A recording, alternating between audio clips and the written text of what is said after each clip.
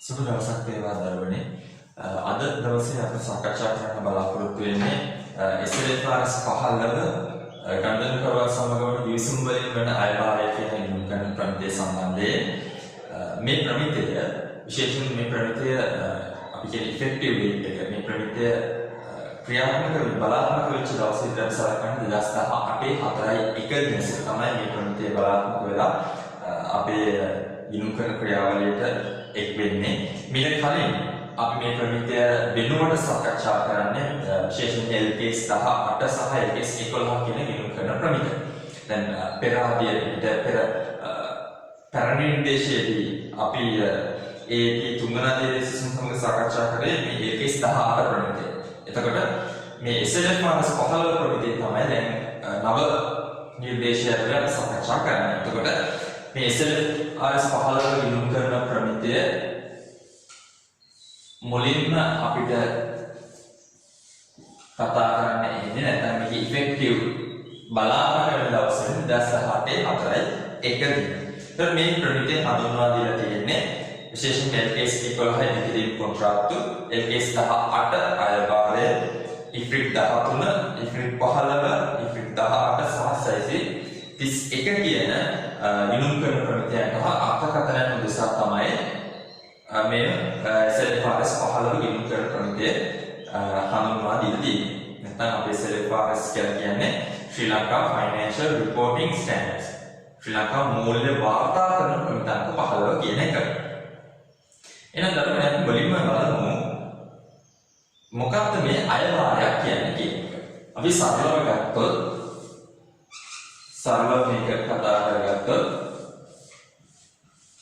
ආදායම අපිට කොටස් දෙකකට කඩන්න පුළුවන්.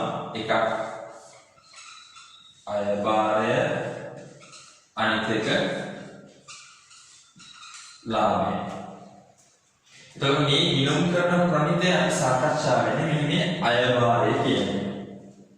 හරි ආදායම කොටස් දෙකයි අයභාරය සහ ලාභය. මෙන්න මේකෙන් අයභාරය කියන කොටස තමයි අපි මෙතනින් සාකච්ඡා කරන්නේ. සරලව ගත්තොත් අයභාරය කියලා කියන්නේ සාමාන්‍ය ව්‍යාපාර කටයුතු තුළින් ව්‍යාපාරයට ගලාගෙන එන්නා වූ දල මුදල් ප්‍රවාහයන්. සාමාන්‍ය ව්‍යාපාර කටයුතු තුළින් ව්‍යාපාරයට ගලාගෙන එන්නා වූ දල මුදල් ප්‍රවාහයන්. නැත්නම් ආදායය. ඔක තමයි අයභාරය කියන්නේ. එතකොට මොනවද මේ සාමාන්‍ය ව්‍යාපාර කටයුතු කියන්නේ? භාණ්ඩ විකිණීමේ ව්‍යාපාරයක් නම් ඒගොල්ලෝගේ භාණ්ඩ විකිණීම. සේවා සැපයන ව්‍යාපාරයක් නම් ඔවුන්ගේ සේවා සැපයීම කියන එක. එතකොට සාමාන්‍ය ව්‍යාපාර කටයුතු තුළින් ව්‍යාපාරයට ගලාගෙන එන්නා වූ දල මුදල් ප්‍රවාහය අපි කියනවා අයභාරයක් කියලා. ඒකම මේ ප්‍රමිතියත් එක්ක සම්බන්ධ වෙච්චාම ඒක මෙහෙම නිර්වචනයකට අපිට කියන්න පුළුවන්.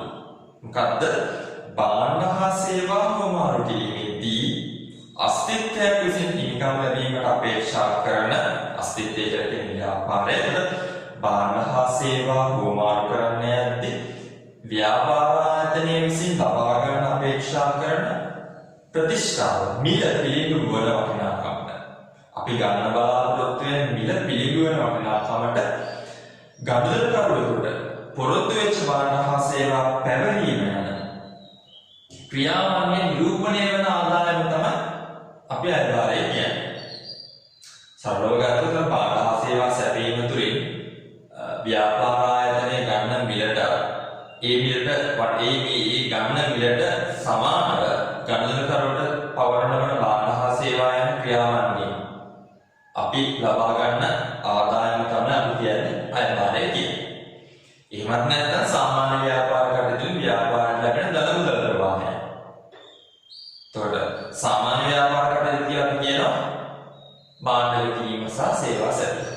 එතකොට මේක ගත්තොත් පරණ අපේ SLS LKS 18 ප්‍රමිතියේ තිබ්බ භාණ්ඩ විකිණීම සේවා සැපයීම ලාභ පුරස්කාර ලාභාංශ පුරස්කාර සහ පොලී කියලා.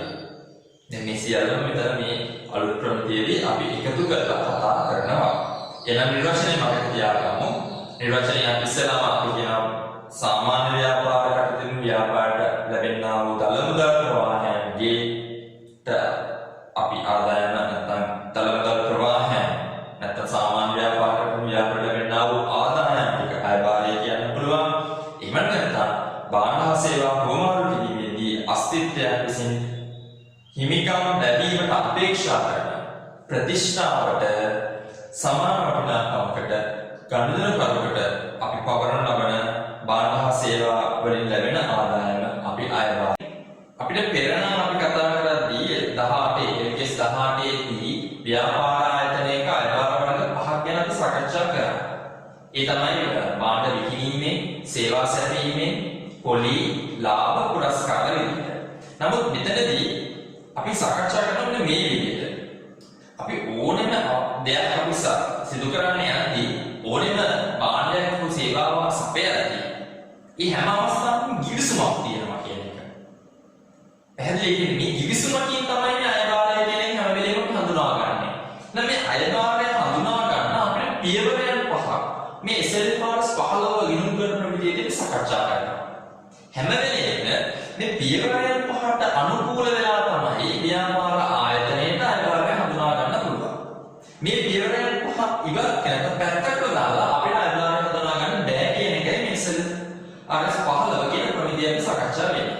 බලමු මොනවද මේ 15 මේ අපේ පියවරයන් පහ කියලා. ඒක තමයි ගනුදෙනුකරුවන් සමග කිවිසුම හඳුනා ගන්නවා. අපි හැම වෙලේම මේ භාණ්ඩ හා සේවා සපයන යාගෙන් විලක් ගන්නවා. මේ හැම වෙලේම මේ පාර්ශ්ව දෙක අතර මොකක් තියෙනවා කියලා කියන්නේ ගිවිසුමක් තියෙනවා කියනවා. එහෙනම් ඉස්සෙල්ලාම අපේ පළවෙනි පියවර තමයි මේ ගිවිසුම හඳුනා ගන්න ඕන. අපි කඩේකට ගිහිල්ලා බඩුවක් ගත්තා. අපි මුදලාලේ අතර ගිවිසුමක් තියෙනවා කියන්නේ.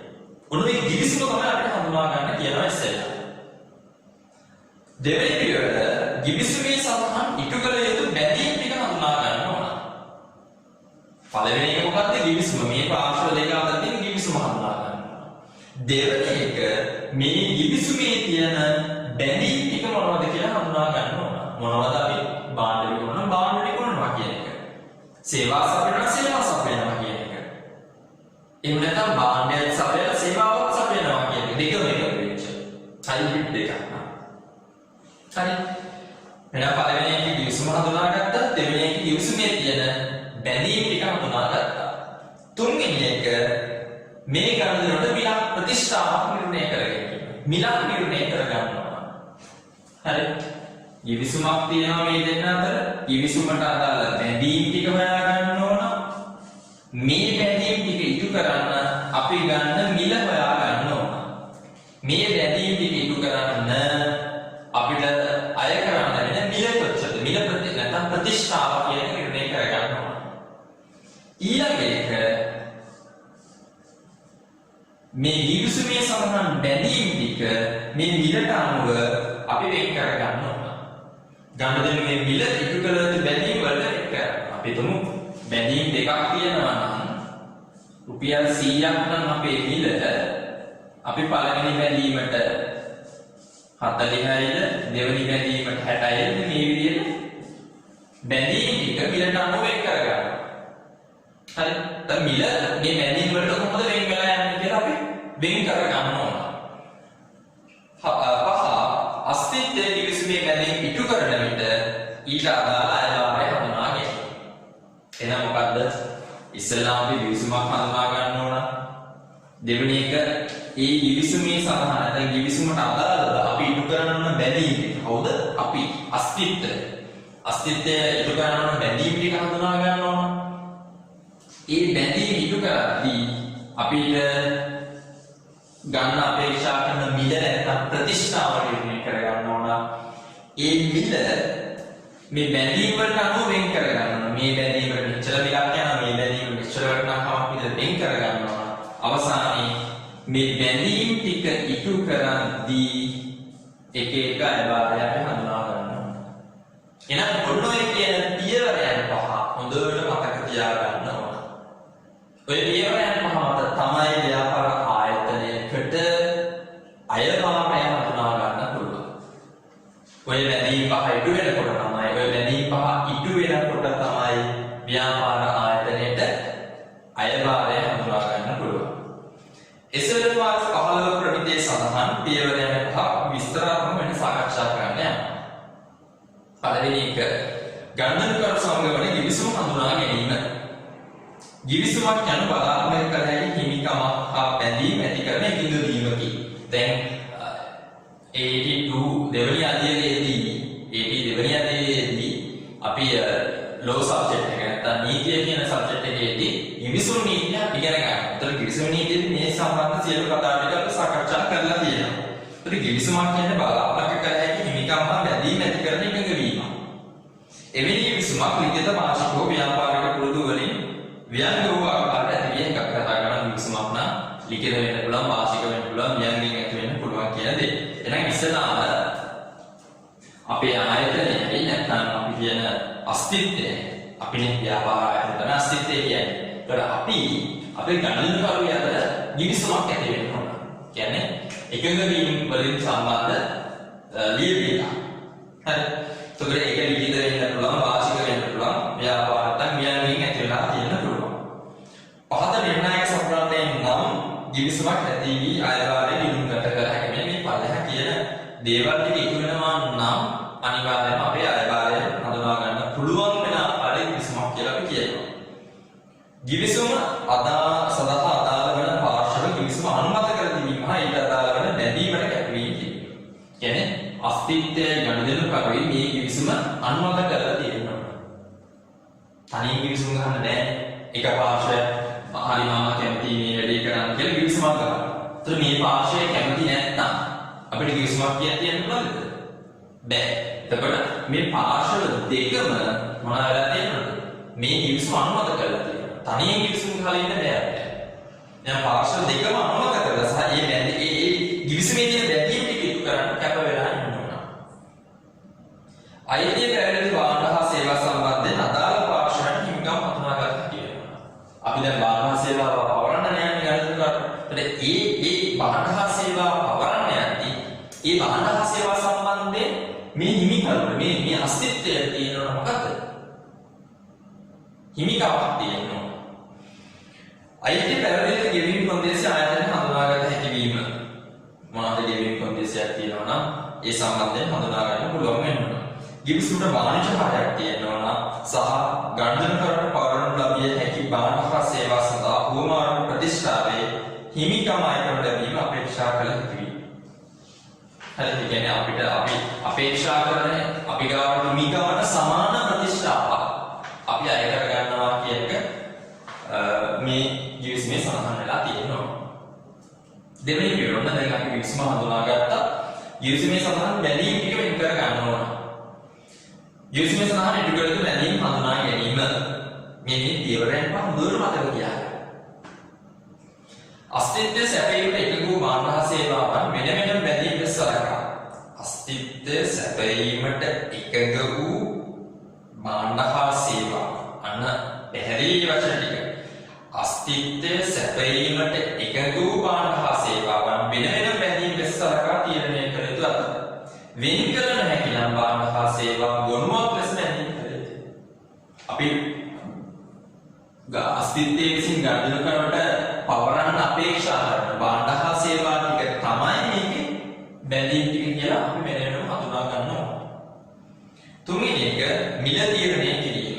මගේ ප්‍රතිෂ්ඨාවක් අපි තීරණය කර ගන්නවා කියන එක. ගණනකරු සමග එකග වූ බාණ්ඩ සේවා හොමාරු කර ගැනීම තුළින් අස්තිත්වයට නැත ව්‍යාපාරයේ හිමිකම් ලැබීමට අපේක්ෂා කරන ප්‍රතිෂ්ඨාවේ වටිනාකම. බාණ්ඩ සේවා හොමාරු කර ගන්නකරු සමග බාණ්ඩ සේවා හොමාරු කර ගැනීම තුළින් අපේ අස්තිත්වය ව්‍යාපාරය ලබා ගැනීමට අපේක්ෂා කරන මිල නැත්නම් ප්‍රතිෂ්ඨාවේ වටිනාකම. මීට ආයතනයේ විසින් තුන්වන පාර්ශ්වයෙන් එකතු කර ගන්න වටිනාකම අදාළ නොවේ. මොකද මේ කියන්නේ? අපේ රජය වෙනුවෙන් බද්දක් එකතු කර ගන්නවා. අපේ රජය වෙනුවෙන් බද්දක් එකතු කර ගන්නවා නම් ඒක මේකට අදාළ කරගන්න එපා. හරි අපි හිතුවා වැට් එක කියලා. වැට් එක මේකට අදාළ කරගන්න එපා. කියන්නේ අපි 100 නම් අපේ මිල මේ 100 හැබැයි දෙන්න වැට් එක ඇවිල්ලා 108ක් වෙන්න පුළුවන් ඇත්තටම මිල. හැබැයි අපේ අයවාරය වෙන්න පුළුවන් අපි සපේන බාණ්ඩ සේවා වලින් අපිට ලැබෙන ගාණ කීයද? 100. හැබැයි මේ ගණිතයෙන් ගානන්නේ 108ක් වෙනවා. එයි වැට් එක 8යි අපි ඒකේ තුන්වෙනි පාර්ශ්වයට රජයේ නෙමෙයි තමයි ඒක කරන්නේ. මේ වැට් එක අපි ගවර්න්මන්ට් එකට දෙන්න ඕන. රජයට දෙන්න ඕන.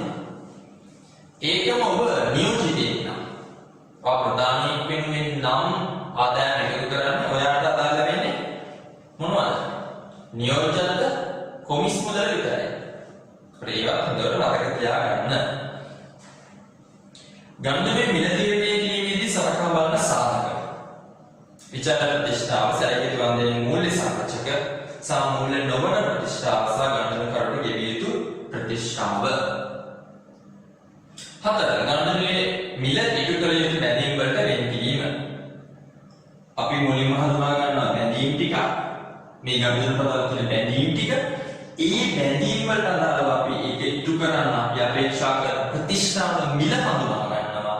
දැන් මොකද කරන්න යන්නේ? මේ මිල මේ බැඳීම් වලට අනුව වෙන් කරගන්න. පළවෙනි බැඳීම මිල මෙච්චරයි, දෙවෙනි බැඳීම මිල මෙච්චරයි කියන්නේ 100ක් ගන්නවා නම් පළවෙනි බැඳීම බැඳීම ඉටු කරන්න මෙන්න මෙච්චරක් අපිට හම්බ වෙනවා. දෙවෙනි බැඳීම ඉටු කරන්නේ කරොත් අපිට මෙච්චරක් හම්බ වෙනවා. අන්න ඔය බැඳීම් වලට අපි මිල වෙන් කරගන්නවා. මින අදහස් කරන්නේ අස්තිත්වයේ හිමිකම් වීමට අපේක්ෂා කරන ප්‍රතිෂ්ඨාවේ අගය පෙන්눔 කරන ලබන අගය තුල එක් ඉටු කිරීම බැඳීම් වලට ගනුදෙනු මිල වෙන් කර දැක්වීම.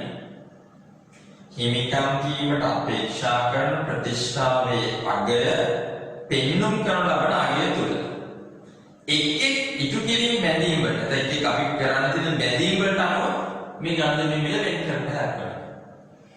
මෙම වෙන් කිරීම සාපේක්ෂ තනිතන වශයෙන් විකුණුම් මිල පදනම් වුණ අපි ඉස්සරහට ගානක් හදලා තේරෙයි මේ වෙන් කිරීම කරන්න ඕන වෙන වෙනම අපි මේක විකුණුම් මිලක් තියනවා. මේ භාණ්ඩේ තනිව වික්කොත් රුපියල් 100යි. හැබැයි භාණ්ඩේ සේවාවේ දෙකම එකතු කරලා වික්කොත් කීයක් වෙනවද? හරි.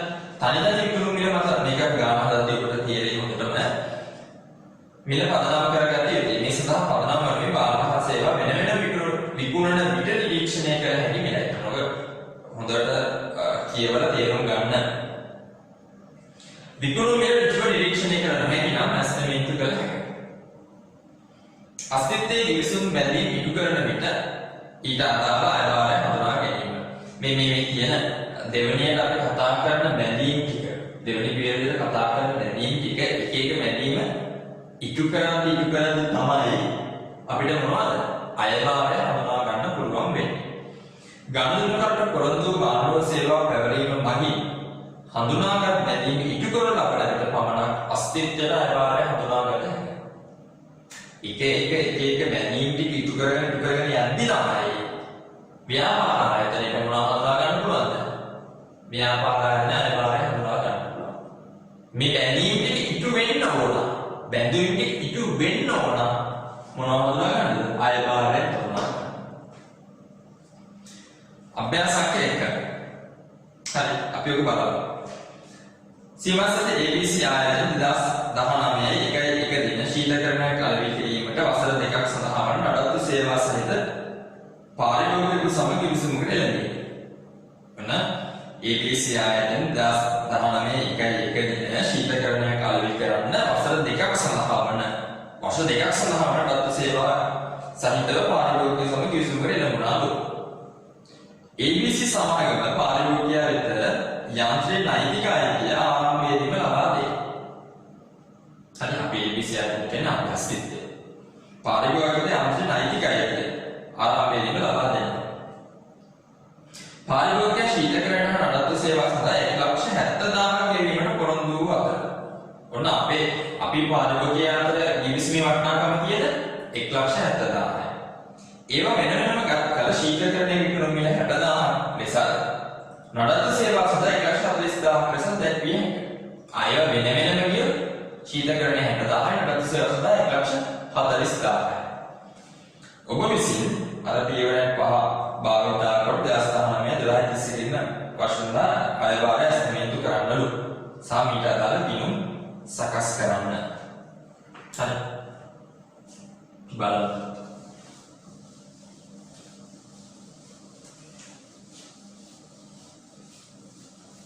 අපි ඉස්සෙල්ලාම මොකද්ද මේ පළවෙනි පියවර?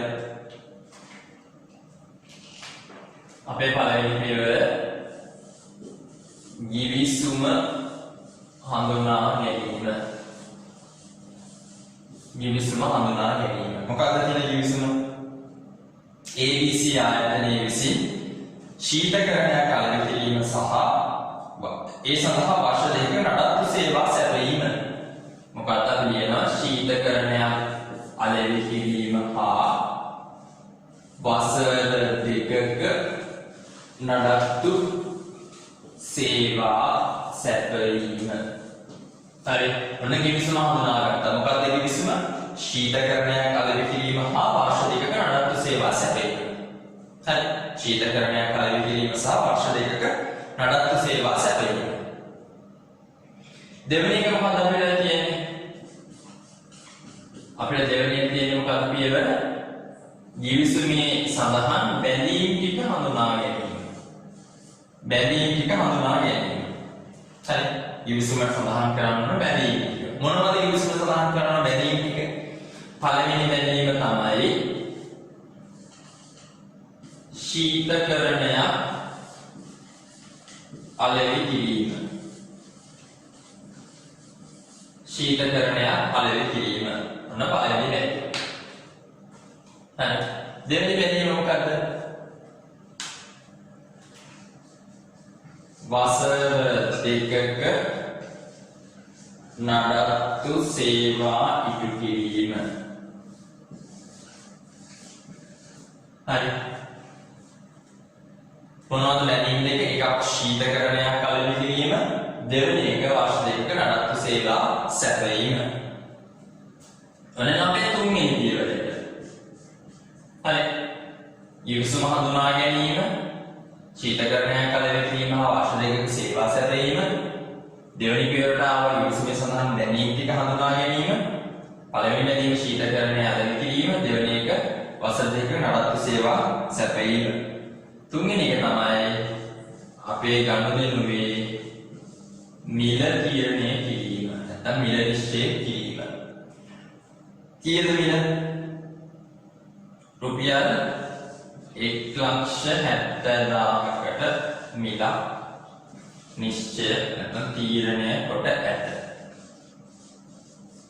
හරි. 1,70,000කට අපි මිල තීරණය කළා තියෙනවා. හතරවෙනි පියවර. මොකද හතරවෙනි පියවර? අපි කියනවා ගනුදෙනුවේ අපි මිල ඉටු කළ යුතු බැඳීම් වලට වෙන් කරනවා. එහෙනම් මිල ඉටු කළ යුතු බැඳීම් සඳහා වෙන් කිරීම.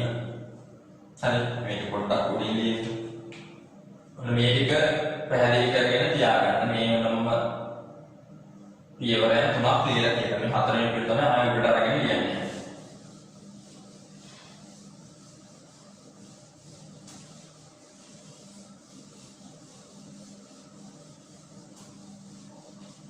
හරි.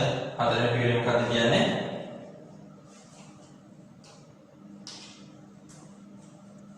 මිල ඉටු කළ යුතු බැඳීම් වලට වෙන් කිරීම. හරි. ඉටු කළ යුතු බැඳීම් වලට අපේ මිල වෙන් කිරීම. අපි මෙන්න මෙහෙම බලමු. බැඳීම. හරි. බැඳීම. බැඳීම. මොකක්ද අපිට තියෙන පළවෙනි බැඳීම? ශීතකරණ අලවිය. පළවෙනි බැඳීම තමයි ශීතකරණ අලවිය. හරි. පළවෙනි බැඳීම තමයි ශීතකරණ අලවිය. මේක තනි තනිව ගත්තොත් තනි විකුණුම් මිල. තනි තනිව ගත්තොත් මේකේ කියන විකුණුම් මිල කීයද? 60000යි. තනි තනිව ගත්තොත් මේකේ විකුණුම් මිල 60000යි.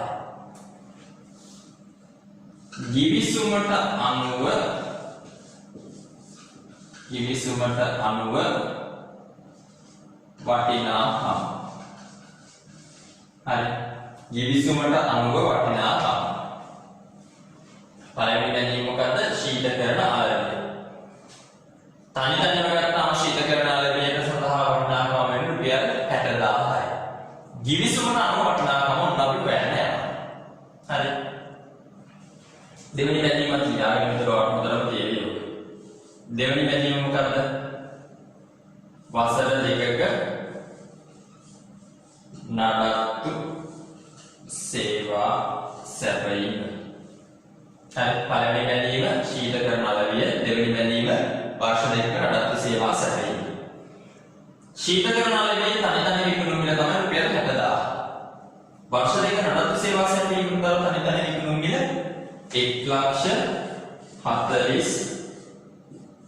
1,40,000යි. හරි. ඔන්න අපි යනවා ගිවිසුමට අනුව අයභාවය නැත්නම් වටිනාකම හොයා ගන්න. ගිවිසුමට අනුව වටිනාකම හොයා ගන්න අපි යනවා. දැන් මේක අපි වෙන වෙනම ගත්තා නම් වටිනාකම කීයද? ලක්ෂ දෙකක් ගෙවන්න ඕන. එහෙනම් අපි 60000 බෙදනවා 60000 ලක්ෂ දෙකකින් වැඩි කරනවා 1,70,000. 60000 බෙදනවා ලක්ෂ දෙකකින් වැඩි කරනවා 1,70,000. මෙතන කොහොමද? 1,40,000 බෙදනවා 1,40,000 බෙදනවා ලක්ෂ දෙකකින් වැඩි කරනවා 1,70,000. හරි. බලන්න වගේ ගණක යන්ත්‍රය භාවිතා කරලා කීයද එන්නේ කියලා. අපි බලමු. ඔබ ගණක යන්ත්‍රය භාවිතා කරලා මේ සුළු කරාම අපිට ලැබෙනවා 60000 බෙදීම ලක්ෂ දෙක වැඩි කිරීම 1,70,000. අපිට නම් උත්තරේ 51,000යි.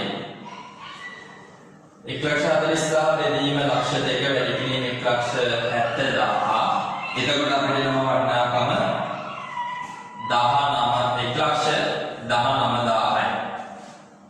හොඳයි. ඔන්න පළවෙනි පියවර මොකද්ද? ගිවිසුම හඳුනාගත්තා. ශීතකරණය අලෙවි කිරීම හා වර්ෂ දෙකක නඩත්තු සේවා සැපයීම. දෙවෙනි එක අපි ගිවිසුමේ සඳහන් අපිට තියෙන බැඳීම් ටික වෙන් කරගන්න ඕන. මොකද්ද බැඳීම් අපි වෙන් කරගත්තේ? එකක් තමයි ශීතකරණ අලෙවි කිරීම, දෙක වර්ෂ දෙකක නඩත්තු සේවා සැපයීම. අපි ගිවිසුමට දාලා මිල හඳුනාගත්ත තුන්වෙනි පියවර විදිහට 1,70,000 විතර ගිවිසුමේ වටිනාකම. හතරවෙනි පියවර අපි කිව්වා මිල ඉටු කළ යුතු බැඳීම් වලට වෙන් කරන්න ඕන කියලා. එහෙනම් අපිට ඉටු කරන්න තියෙන බැඳීම් තමයි ශීතකරණ අලවිය සහ වර්ෂ දෙකක නඩත්තු සේවා සැපයීම. ශීතකරණ අලවිය සඳහා තනි තනි විකුණුම් මිල ගත්තොත් 60000යි. ගිවිසුමට අනුව වටිනාකම බැලුවොත් මේක වෙන වෙනම ගත්තාම අපිට ලක්ෂ 2යි 60000 බෙදීම ලක්ෂ 2 වැඩි කිරීම 1,70,000. ලක්ෂ 2යි කියන්නේ අපේ ගිවිසුමේ සඳහන් වෙන්නේ ශීතකරණයක් අලෙවි කිරීම සහ වර්ෂ දෙකක නඩත්තු සේවා සැපයීම. එතකොට ශීතකරණයක් අලෙවි කිරීම සහ වර්ෂ දෙකක නඩත්තු සේවා සැපයීම කියන එක තනි තනිව ගත්තොත් ඒ දෙක එකතු වෙන්නේ ලක්ෂ 2යි. එතකොට 60000 බෙදුවා ලක්ෂ 2කින් ගිවිසුමේ වටිනාකම 1,70,000 වැඩි කරාම එනවා අපිට එකක වටිනාකම දැන් ගිවිසුමට අනුව ශීතකරණයේ වටිනාකම මෙලට හඳුනා ගන්න පුළුවන් 51,000ක් විදිහට. ගිවිසුමට අනුව ශීතකරණයක වටිනාකම. හරි. 51,000යි. දෙවෙනි බැඳීම වෙන වර්ෂ දෙකක නඩත්තු සේවා සැපයීම තනි තනිව ගත්තොත් 1,40,000ක් යනවා. ගිවිසුමට අනුව ගත්තාම 1,40,000 බෙදීම ලක්ෂ දෙක වැඩි කිරීම 1,70,000 අපිට එනවා 1,19,000ක්. අවසාන එක අස්තිත්වයේ නැත්නම් අපේ ව්‍යාපාරයේ ගිවිසුමේ බැඳීම් ඉටු කරන විට අදාළ අයභාරය හඳුනා ගැනීම. අපිට අයභාරය හඳුනා ගන්න කියලා කියන්නේ දරුවනේ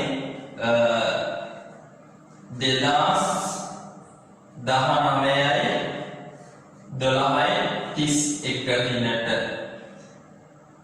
මේ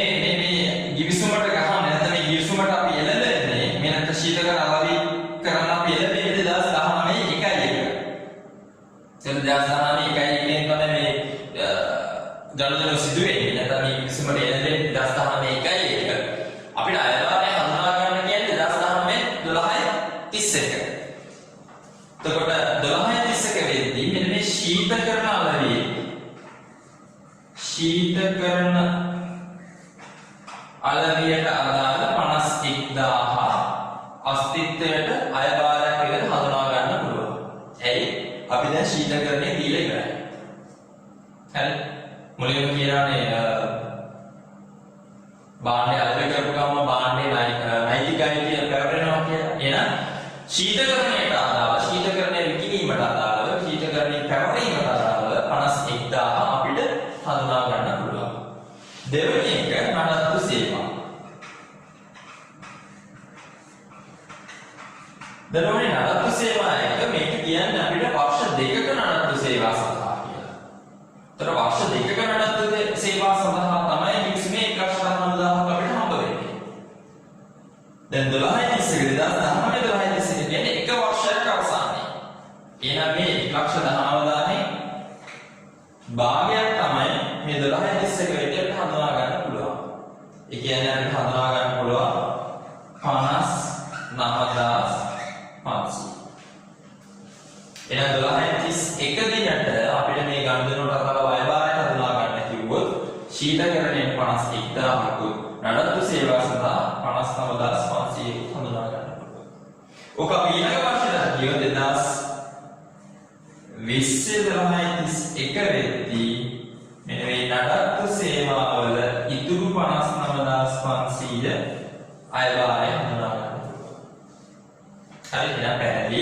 ඔය විදිහට අපි පියවර පහක් විදිහටයි මේ කතාව ඉටු කරගන්න ඕන. පියවර පහකින් තමයි අයභාරය හඳුනා ගන්න ඕන. අවසානයේ මේකට අපිට කියලා මීට අදාළ මිනුම් සකස් කරන්න කියලා බලමු.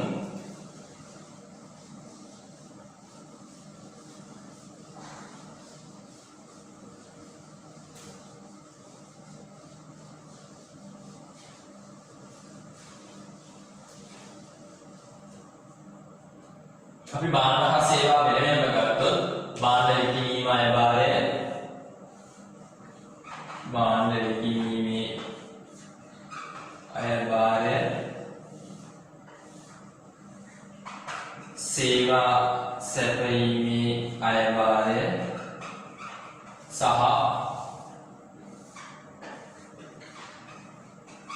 මුදල්.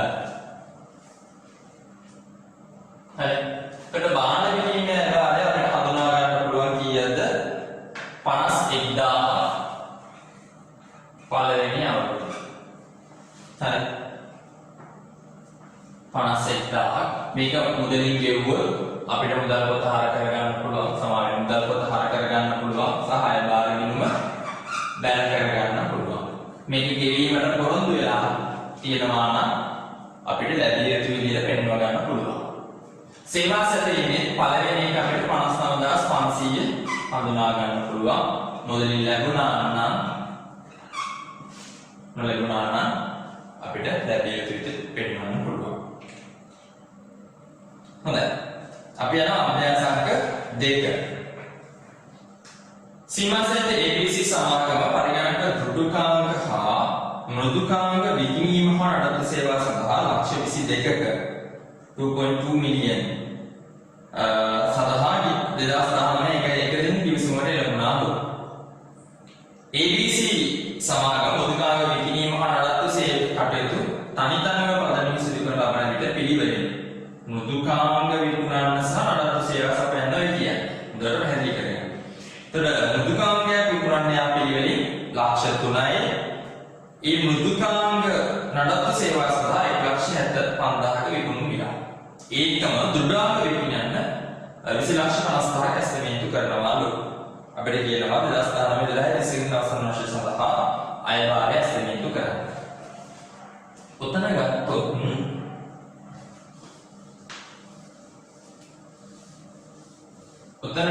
දරුවනේ බැඳීම් 3ක් තියෙනවා. අපි බලස්සරට කියනකො මොකක්ද කිවිසුම? මොන අපි කිවිසුම හඳුනා ගැනීම. පළවෙනි පියවර කිවිසුම හඳුනා ගැනීම. මොකක්ද කිවිසුම? ABC සමාගම පරිගණක දෘඩුකාංග හා දෘඩුකාංග විකුණන්න මෘදුකාංග විකුණීම හා නඩත්තු සේවා සපයීම සඳහා කිවිසුමකට ලැබෙයි. හරි. මෘදුකාංග දෘඩුකාංග මෘදුකාංග විකිණීම සහ නඩත්තු සේවා සඳහා කිවිසුමකට ලැබෙයි. ඔන්න ඔක තමයි අපි කිවිසුම. දෘඩුකාංග හා මෘදුකාංග විකිණීම හා නඩත්තු සේවා සැපයීම. හරි. දෘඩුකාංග හා මෘදුකාංග විකිණීම හා නඩත්තු සේවා සැපයීම. ඔන්න අපේ කිවිසුම. දෙවෙනි එක මොකද්ද? කිවිසුමට අදාළ බැඳීම් ටික හඳුනා ගන්න ඕන. මොනවද කිවිසුමට අදාළ බැඳීම්? කිවිසුමට අදාළ බැඳීම්. පළවෙනි එක දෘඩුකාංග විකිණීම. දෙවෙනි එක මෘදුකාංග විකිණීම. තුන්වෙනි එක නඩත්තු සේවා සැපයීම. ඔන්න කිවිසුමට අදාළ බැඳීම් ටික හඳුනාගත්තා. දෘඩුකාංග විකුණනවා, විකිණීම, මෘදුකාංග විකිණීම සහ නඩත්තු සේවා සැපයීම. ඔන්න අපි කිවිසුමේ සඳහන් කරන බැඳීම් ටික. හරි. ඔන්න ඔය කිවිසුමේ සඳහන් බැඳීම් ටික තමයි අපි හතරවෙනි අධ්‍යයනයේදී මිලත් එක්ක වෙන් කරගන්නේ. එතකොට දෙවන අධ්‍යයනයේදී බැඳීම් ටික හරියට හඳුනාගත්තොත් තමයි හතරවෙනි අධ්‍යයන මිලදී වෙන්නේ. හරි. තුන්වෙනි අධ්‍යයන මොකක්ද කියන්නේ? අපි තුන්වෙනි පියවරේ මොකක්ද අපි? මිල හඳුනා ගැනීම. මිල හඳුනාගත්තොත් මොකක්ද කියන්නේ? කිවිසුම ලක්ෂ 22ක මිල ප්‍රතිෂ්ඨාවකට අපි එකඟ වෙනවා. හරි. ලක්ෂ 22ක ප්‍රතිෂ්ඨාවකට එකඟ වෙනවා. හතරවන අධ්‍යයනය මොකක්ද අපි කියනවා? මිල ඉටු කළ යුතු බැඳීම් සඳහා වෙන් කිරීම. මිල ඉටු කළ යුතු බැඳීම් සඳහා වෙන් කිරීම. එහෙනම් මෙන්න අපි හතරවෙනි අධ්‍යයනය ගන්නවා මෙහෙම. හරි. මොකක්ද බැඳීම? බැඳීම තමයි පළවෙනි එක දෘඩුකාංග අලවය. දෘඩාංග අලවය. හරි. පළවෙනි බැඳීම. දෙවෙනි බැඳීම මෘදුකාංග අලවය. මෘදුකාංග අලවය. තුන්වෙනි බැඳීම නඩත්තු සේවා සැපයීම. ඔන්න අපේ බැඳීම් තුන. දෘඩුකාංග අලවය, මෘදුකාංග අලවය සහ නඩත්තු සේවා. අපි බලනවා තනි තනිව ග්‍රාහකීට. අපි ලියනවා තනි තනිව විකුණුම් මිල. තනි විකුණුම් මිල. අපිට අභ්‍යාසය දෙනවා තනි විකුණුම් මිල. දෘඩුකාංග අලවය තනි විකුණුම් මිල ගත්තොත් මේක 20,50,000යි. මෘදුකාංග වල ලක්ෂ 3යි. සහ නඩත්තු සේවා වල 1,75,000යි. ඊට පස්සේ අපි ගන්නවා කිවිසුමට අනුව අයභාරය. කිවිසුමට අනුව මිල. හරි. අපි කොහොමද ගන්නෙ? මෙන්න මේ ටිකේ එකතුව ගන්න පදයක්. හරි. මේ ටිකේ එකතු වෙනවා 25,25,000. හරි. මේ ටිකේ එකතුව අපි ගත්ත පදයක්. දෙයට හරි. 20,50,000 බෙදනවා 25,25,000න් වැඩි කරනවා ලක්ෂ 22. ලක්ෂ 3 බෙදනවා 25,25,000න් වැඩි කරනවා ලක්ෂ 22. ඒ වගේම තමයි නඩත්තු සේවා 1,75,000.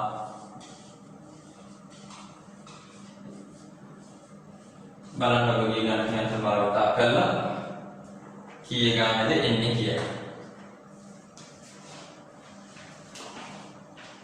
බලන්න කීයද කියලා. දෘඩුකාංග අලවියද දැන් දෘඩුකාංග අලවිය මේ පළවෙනි බැඳීම. තනි තනිව ගත්තොත් දෘඩුකාංග අලවිය අපි ගණන්දු කරුවේ වෙන වෙනම ගණන්දු කරුවේ කියලා දෘඩුකාංග හાર્ඩ්වෙයාර් කොටසක් අපෙන් ගන්නවා නම් පරිගණක කියලා හાર્ඩ්වෙයාර් කොටස් ටික වෙන වෙන ගන්නවා නම් එයා 20,50,000ක් දෙන්න ඕන. හරි 20,50,000ක් දෙන්න ඕන පරිගණක දෘඩුකාංග කොටස් වලට නැත්නම් හાર્ඩ්වෙයාර් කොටස් වලට එයා දෙන්න ඕන. හැබැයි එයා මේ ගිවිසුමට අනුව දෘඩාංගයි මෘදුකාංගයි නඩත්තු සේවා කියන තුනම එකතු කරලා ගිවිසුමකට අනුව ගන්නවා නම් එයා ගෙවන්න ඕන 17,89,139 දශම ගණන් නම දශම ගණන් ගත්තේ. දෙවෙනි එකේ මෘදුකාංග අලවිය කියන එක එයා තනි තනිව ඇවිල්ලා මෘදුකාංගයේ සොෆ්ට්වෙයාර් එකක් විතරක් ගත්තොත් ලක්ෂ 3ක් ගෙවන්න ඕන. හැබැයි ගිවිසුමට අනුව ඒකේ වටිනාකම වෙනවා 2,61,386. නඩත්තු සේවාව වෙනම ගත්තොත් 1,75,000යි.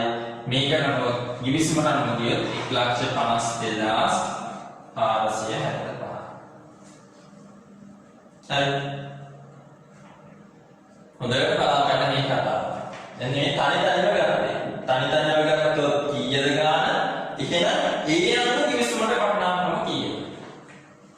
අපි බලන්නේ බැඳීම නැත්නම් මිල බැඳීමට අනුව වෙන් කරන්නේ තනි තනිව ගත්තොත් ගාන කීයද? එහෙනම් ඒ අනුව ගිවිසුමට වටිනාකම හොයන්න. මෙන්න අපි හાર્ඩ්වෙයාර් එක ගාලා දුඩුකාංග එක ගාලා 17,89,139. මෘදුකාංග එක 2,61,386. නඩත්තු සේවා සඳහා 1,52,475. අපිට අභ්‍යාසය කියන්නේ නඩත්තු සේවා වර්ෂ කිහිපයක් සඳහාද කියලා. එසේදී 2009-12 ඉස්සෙල් වෙන අවසන් වර්ෂ සඳහා අයභාරය හඳුනා ගන්න කිව්වොත් අපිට මේ තුන වෙන වෙනම හඳුනා ගැනීම කරන්න පුළුවන්. හරිද? අවසාන අපි ඒවා අයභාරය හඳුනා ගැනීම දෘඩුකාංග අලවිය 17,89,139 මෘදුකාංග අලවිය 1,61,386 සහ නඩත්තු සේවා වලින් 1,52,475. මේක කිව්වොත් නඩත්තු සේවා වර්ෂ දෙකක් සඳහා කියලා මේකෙන් එක කොටසයි නැත්නම් ඔබ දෙකෙන් බෙදලා එක කොටසයි අපි ගන්න. හරි. පළවෙනි දින විශේෂ කරුණු ටික ඔබ මේ නිබන්ධනයේ පරිශීලනය කරන ගමන් මේ කොටසත් කියව ගන්න. මේ විශේෂයෙන් ඔබ කියව මේ අපි සකස් කරපු අභ්‍යාස එක්ක අපේ ප්‍රමිතියේ මුල සිට අවසානයේ දක්වා හොඳින් කියවා නැවතසලක් මේ අභ්‍යාස දෙක සකස් කරන්න. අභ්‍යාස දෙකයි මොකද අපිට පසුගිය විභාග ප්‍රශ්න පත්‍රවල මේ SLF පාස් 15 අභ්‍යාස දෙක හමුවන්නේ නැහැ. එසේ මේ අභ්‍යාස දෙක නැවත සකස් කරගන්න. හරි. එතනින් ඔබට මේ ප්‍රමිතිය වඩා හොඳින් ධාරණය කරගන්න පුළුවන්. අපි ඊළඟට කතා කරනවා ඊළඟ වැඩසටහනේ අපේ SLF පාස් 16 කල්වතු කියන ප්‍රමිතිය. එසේනම් ඔබ සැමට ඒ ප්‍රමිතිය නැවත හමු වෙන තෙක් සුබ